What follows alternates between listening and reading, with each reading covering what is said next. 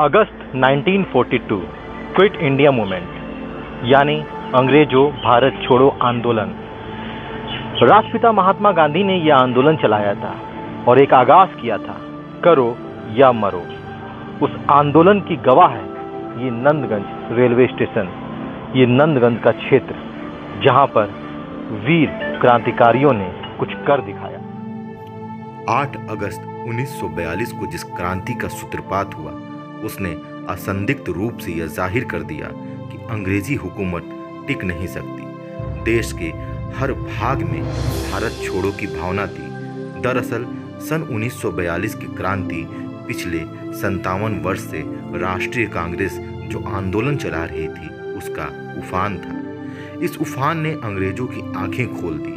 इस उफान की पृष्ठभूमि में लोकमान्य तिलक और उनके बाद महात्मा गांधी ने जो व्यापक जन जागृति उत्पन्न की थी, जो राष्ट्रीय चेतना जगाई थी, वह थी। लिहाजा सन 42 के सिर्फ 5 साल बाद ही भारत स्वतंत्र हो गया। निश्चय ही इसके साथ ही विभाजन की हृदय विदारक त्रासदी भी जुड़ी थी।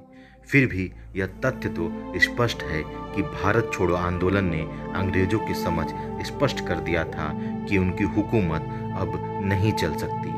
78 वर्ष पूर्व के उस तेजस्वी आंदोलन में जाने कितनों ने अपना सर्वस्व होम दिया था, तरह तरह की यातनाएं झेली थी।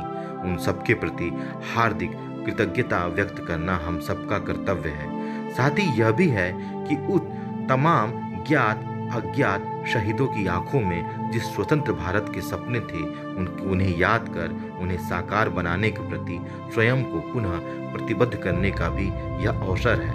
तभी हमारा देश, हमारा जनतंत्र, हमारा लोकतंत्र, हमारी स्वतंत्रता अक्षुण्ण रह सकती है।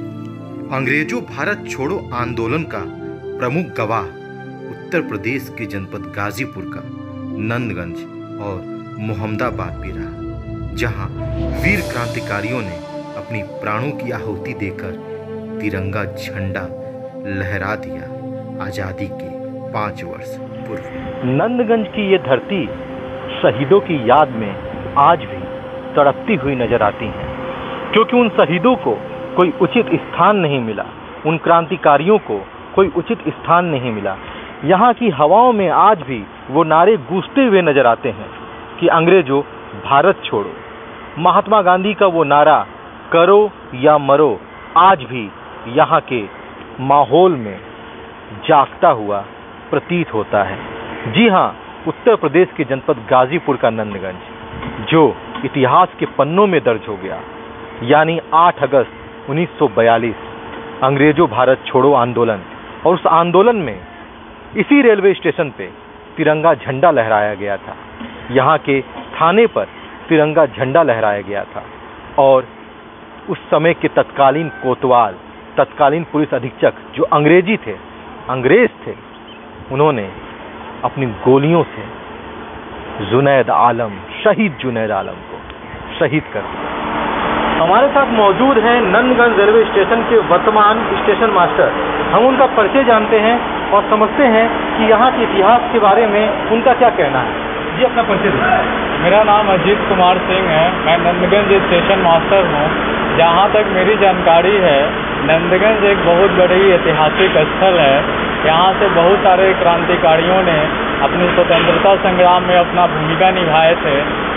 भारत छोड़ो आंदोलन के समय में 8 अगस्त 1942 को जुनैद आलम जी, शहीद जुनैद आलम जी और शहीद विश्वजीत जी यहाँ बहुत बड़े क्रांतिकारी थे, जिन्होंने नंदगंज स्टेशन पे स्वतंत्रता के उपलक्ष्य में यहाँ पर तिरंगा झंडा फहराया था। उस समय अंग्रेजों के शासनकाल में तिरंगा झंडा फहराना अपने आप में एक बहुत बड़ी बात होती थी। उन्होंने यहाँ पर अपना अधिकार जताते हुए यहाँ के लोगों के भावना को जीत करके यहाँ पर अपने सब कुछ दिखाते हुए कि हम स्वतंत्र हैं, हमारे अंदर ताकत है स्वतंत्रता प्राप्त करने की, तो उन्होंने यहाँ पे अपना तिरंगा झंडा फहराया। सर, क्या यहाँ पे जुनैद आलम की कोई फोटो तस्वीर लगाई गई है? जुनैद आलम साहब की तस्वीर तो नहीं लगाई गई है, लेकिन हम लोग प्रयास करते हैं कि अगर हम लोग मुहैया करवाएं तो क्या आप लोग उनको जगह देंगे? जरूर देंगे। पटेल जी ने कहा था कि क्रूर से क्रूर शासन तब हार जाता है जब जनता जन आक्रोश कर देती है। कुछ ऐसी ही यादें ताजा करती हैं नंदगंज की वो गलियां, वो सड़क, वो हवाएं। अगस्त 1942 का समय था जब नंदगंज में तिरंगा लहराया गया था। उन्हीं यादों से जुड़ी हुई, उन्हीं वीर क्रांतिकारियों से जुड़ी हुई कुछ बातों को हम जानेंगे। मैं इस वक्त मौजूद हूं नंदगंज में और हमारे साथ मौजूद हैं एक शख्स जो शिक्षा के क्षेत्र से जुड़े हुए हैं, उनका भी परिचय जानेंगे और नंदगंज से जुड़ी इन कहानियों को भी जानेंगे। सर, सबसे पहले आप अपना परिचय हमारे दर्शकों को दें। जी, मेरा नाम गोपाल सिंह, मैं रोज वैली इंटरनेशनल स्कूल का प्रबंधक हूँ। ये आपके क्षेत्र में नंदगंज इतिहास के पन्नों में दर्ज है। जी, अंग्रेजों भारत छोड़ो आंदोलन को बल कहा जाता है कि नंदगंज से मिला था, तो इसके बारे में थोड़ी जानकारी हमें दें। जी हाँ, नंदगंज जिला गाजीपुर इतिहास के स्वर्णिम अक्षरों में अंकित है। महात्मा गांधी के द्वारा दिए गए नारे भारत छोड़ो आंदोलन को वीर क्रांतिकारियों ने जो बल दिया था, उस समय के वीर क्रांतिकारी जुनैद आलम साहब, बाबू भोलानाथ सिंह, रामधारी यादव, बचई यादव, अन्य हजारों क्रांतिकारी जो इनके साथ मिलकर के नंदगंज थाने के ऊपर जो है देश का तिरंगा फहराया और रेलवे स्टेशन के पास खड़ी मालगाड़ी के उन 42 डिब्बों को तोड़ डाला। एक लोहार, डोमा और उसके बाद उसके सारी सामग्रियों को गरीबों में बांट दी गई। उसके बाद जो है गाजीपुर जिला के जितने भी आला अंग्रेज अफसर थे वो पूरे के पूरे हिल गए। ये इसलिए नंदगंज का स्थान जो है आज़ादी में स्वर्णिम अक्षरों में अंकित है।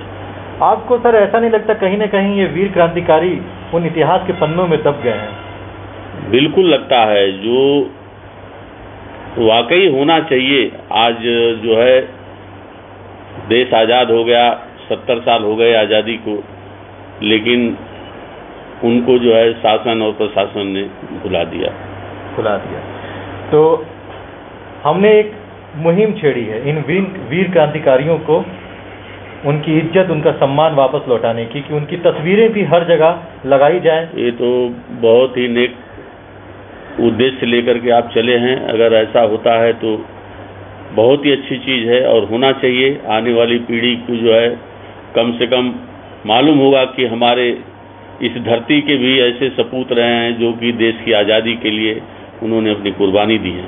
1942 यानी अगस्त 1942 में नंदगंज थाने पर तिरंगा लहरा दिया गया था और वो तिरंगा लहराने वाले थे जुनैद आलम, यानी अमर शहीद जुनैद आलम। जी हाँ, जुनैद आलम ने नंदगंज थाने पर तिरंगा लहरा दिया था। उनके साथ उनके कई साथी वहां मौजूद थे। अंग्रेजों ने उनके ऊपर फायरिंग की और वो शहीद हो गए। हमारे साथ मौजूद हैं जुनैद आलम के खानदान के वंशज और हम उनसे बात करेंगे कि जो ये दास्तां है क्रांतिकारी की, वीर क्रांतिकारियों की जो ये दास्तां है, उसके बारे में इनका क्या कहना है। आपका स्वागत है हमारे कार्यक्रम में।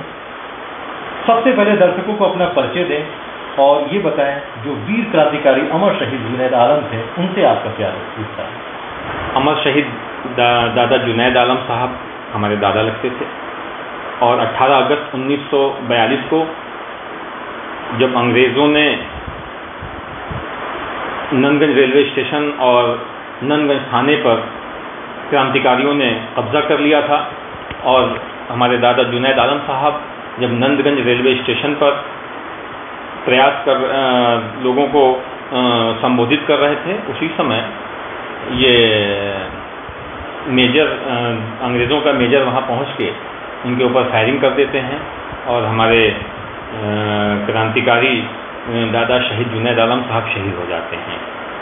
तो उसके बाद शहादत के बाद अंग्रेज़ों ने एक मूवमेंट बनाया और जो भी उस नंदगंज क्रांति में जो भी लोग शामिल थे उनके गांव उन गांवों को चिन्हित किया गया और उन गांवों के लोगों के ऊपर बड़े अत्याचार किए गए। जैसे करंडा के धर्मदेव सिंह जी थे, स्वर्गीय धर्मदेव सिंह जी, उनके मकान को गिरा दिया गया। रामधारी पहलवान थे नैसारा के, उनको भी बहुत परेशान किया गया, और हमारे गांव में भी अत्याचार किया गया बहुत ज़्यादा। घर गिरा दिए गए, लोग आज़ादी तक हम अब गाँव में रह नहीं पाए। जब तक आज़ाद नहीं हो गया हमारा देश, तब तक नहीं रह पाए। और ये तो एक विडंबना है, सबसे बड़ी विडंबना जो है वो ये है कि इतना, जिस परिवार ने इतना अत्याचार सहा, जिस परिवार ने इतना जो है मुसीबत झेला हो, उस परिवार को सरकार की तरफ से अभी तक कुछ भी नहीं प्राप्त हुआ है। इतिहास के पन्नों में काफ़ी कुछ लिखा हुआ है, उसके बारे में आप बताएं। देखिए, इतिहास के पन्नों में हम शुरुआत करते हैं, ये अभी डिक्शनरी, ये डिक्शनरी ऑफ मैरिटायर्स है, जिसे ministry of Indian council of historical research, ये भारत सरकार की किताब है, उनके द्वारा लॉन्च की बुक है ये, जिसमें के किसी पेज पे इनका नाम दर्ज है। हाँ, ये है ISAHR प्रकाशित डिक्शनरी ऑफ मैरिटायर्स नामक पुस्तक में दर्ज है इनका नाम, और किस पार्ट 1 के 347 नंबर पेज पर शहीद जुनैद आलम का नाम दर्ज है। ठीक है, ये तो एक किताब हो गई भारत सरकार की। दूसरी एक बुक और है जिसका नाम है हू ऑफ इंडियन मैरिटायर्स, जिसे भारत सरकार की ministry of education and social welfare द्वारा प्रकाशित किया गया है। उसके वॉल्यूम 2 में 135 नंबर पेज पर भी शहीद जुनैद आलम का नाम दर्ज है। इसके अलावा एक और पुस्तक है जिसका नाम है इंडियन रिवॉल्यूशनरीज, जिसके वॉल्यूम 4 में 124 नंबर पेज पर उनके शहादत की वीर गाथा लिखी गई है। इतिहास में इनका नाम दर्ज चला आ रहा है, लेकिन अभी तक जो है प्रशासन या शासन से कोई भी उनके परिवार को लाभ नहीं दिया गया है। आज का दिन काफ़ी प्रमुख था, 18 अगस्त आपके लिए। जी, तो आप लोगों ने कुछ कार्यक्रम का आयोजन भी किया? जी हाँ, आज उनकी पुण्य तिथि थी, आज उनका शहादत दिवस था। तो उस उपलक्ष्य में हमारे गांव कुर्बानसराय में भी एक कार्यक्रम का आयोजन किया गया था, और एक हमारे गाजीपुर शहर में भी हमारा किड्स स्कूल जो है उसके प्रांगण में भी आज उनकी शहादत दिवस का आयोजन किया गया था, जिसमें काफ़ी लॉकडाउन का पालन करते हुए, सोशल डिस्टेंसिंग का पालन करते हुए उनके लिए खिराज अकीदत पेश की गई थी। हमारे देश में आज़ादी की लड़ाई में बहुत लोगों ने बहुत महत्वपूर्ण भूमिका निभाई है। तमाम क्रांतिकारी हुए जिन्होंने अपने प्राण की आहुति देकर इस देश के आज़ादी में एक महत्वपूर्ण योगदान दिया है। उन्हीं क्रांतिकारियों में कुछ क्रांतिकारी उत्तर प्रदेश के जनपद गाजीपुर से भी थे। कुछ गुमनाम हैं, कुछ का नाम है, लेकिन आज तक ना प्रशासन की तरफ से ना सरकार की तरफ से उन क्रांतिकारियों को किसी भी प्रकार का सम्मान दिया गया। हमारे जनपद गाजीपुर में ऐसी कोई भी परिस्थिति दिखाई नहीं देती, ऐसी कोई भी तस्वीर नहीं दिखाई देती जिसे कहा जा सके कि इतिहास के पन्नों में दर्ज वो क्रांतिकारी जिन्होंने अपने प्राणों की आहुति देकर इस देश को आज़ाद कराने में एक महत्वपूर्ण भूमिका निभाई थी, उनके लिए कुछ किया गया हो। ये तो थी इतिहास की बातें। हम तो आज भी देखते हैं कि जो हमारे वीर जवान बॉर्डर पर शहीद होते हैं, उनसे जो वादे किए जाते हैं वो भी नहीं पूरे होते हैं। एक छोटी सी कहानी मैं आपको वो भी दिखाता हूँ। नमस्कार, आप देख रहे हैं ABT न्यूज़। मैं इस वक्त उत्तर प्रदेश के गाजीपुर जनपद में हूँ, और यहाँ पर जैसा कि देख रहे हैं शहीद मेजर विकास सिंह शहीद पार्क स्थल का भी तो निर्माण नहीं है, लेकिन यहाँ पर स्मारक स्थल के रूप में यहाँ लोग प्रयोग कर रहे हैं। और शहीद क्रांतिकारियों का यहाँ पर फोटो लगा है। गांधी जी हैं, नेहरू जी हैं, अम्बेडकर जी हैं, भगत सिंह हैं, जो भारत को आज़ादी दिलाने में इन लोगों की बहुत ज़्यादा भूमिका थी। और यहाँ पर जो शहीद मेजर विकास सिंह के बड़े पिताजी हैं, उनसे हम बात करेंगे। चाचा जी हैं, ताऊ, और इनसे हम बात करेंगे कि ये जो विकास सिंह शहीद हुए उनके बारे में बताइए, और सरकार की तरफ से अभी तक क्या मदद हुआ है। जहाँ तक विकास की बात है, टैलेंटेड था। यहाँ से उसको मर्डर हो गया था, हमारे भाई साहब का मर्डर हुआ जी, तो उसको बंगाल भेज दिया गया था। वहाँ जो है पागल हुआ सेंट जेवियर्स में वहाँ। उसके बाद फिर 7th क्लास में अभी एग्ज़ाम दिया था, तब तो वहाँ पे RIMC टीएमसी। मेरा प्रश्न यही है कि शहीद होने के बाद मेजर साहब का सरकार की तरफ से क्या अभी तक ये पार्क की ज़मीन जो है उनके नाम से की गई है जी, और उसके बाद तो अभी तक तो घर जाने का रास्ता ही हमारा बना है, और कोई मकान के नाम पे और कुछ नहीं, कोई मदद नहीं मिली है दिया नहीं है। कोई अभी तक इसके लिए कोई आप डिमांड किए थे, प्रस्ताव कोई नहीं। भेजे थे? प्रस्ताव हमने कोई नहीं कोई दिया है। मिलने आया था अधिकारी सरकार के? अधिकारी तो सभी लोग आए, मंत्री जी लोग आए। तो क्या कुछ आश्वासन दे के गए थे? नहीं, आश्वासन भाई देखिए, जो मांगता है उसके लिए आश्वासन होता है जी, सच्चाई के लिए। तो आप संतुष्ट हैं? अब फिलहाल हमारे लिए तो अब कुछ भी मिले या ना मिले हमारे लिए कोई माने नहीं। आज़ादी के 72 साल 73 साल हो गए लगभग में, उसके बारे में आप अपने व्यू से क्या बताना चाहेंगे, क्या मायने रखता है? अभी तक क्या हमको आज़ादी मिली है कि अभी हम आज़ाद नहीं?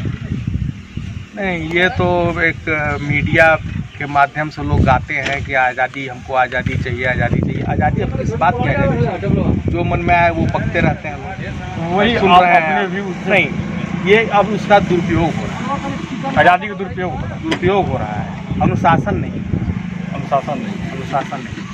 अनुशासन ही सबसे अहम चीज़ होती है देश की प्रगति के लिए या समाज की प्रगति।